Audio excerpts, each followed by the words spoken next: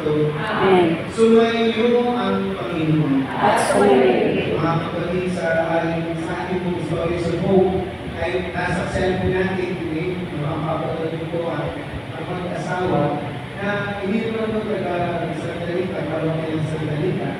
Pero nakaranas po sila yung babae, ay naranasan niya yung point of impossible. Kahit pinatuturo na po at tumingin sa kanya, ay hindi mo siya makapagin sa kanyang karangalan na hirap at hirap. Magiging tinulutin. At ito ay kay silang kaibigan na nag-use nila ay nag-use naman sa kanila.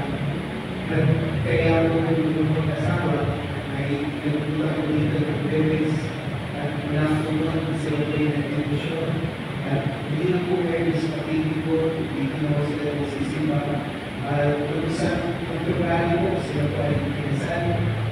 Ngayon po, kaya sa po, sa tapos, kasi po na-ayos po yung mga nagkaroon namin.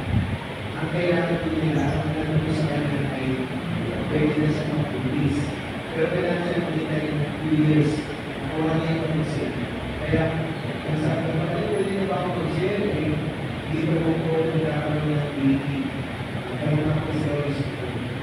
Ito ay pwede na makakasa.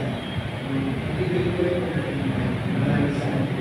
Nandito sa pagkat umamasa tayo yung ating cancer, yung galing. Yung ating problema sa pamilya, makakayos. Yung ating negosyo, makakuli. Ang story sa ko. Yung tayo sa tulad ng posible, ngayon tayo natin sa Diyos, upang imposible.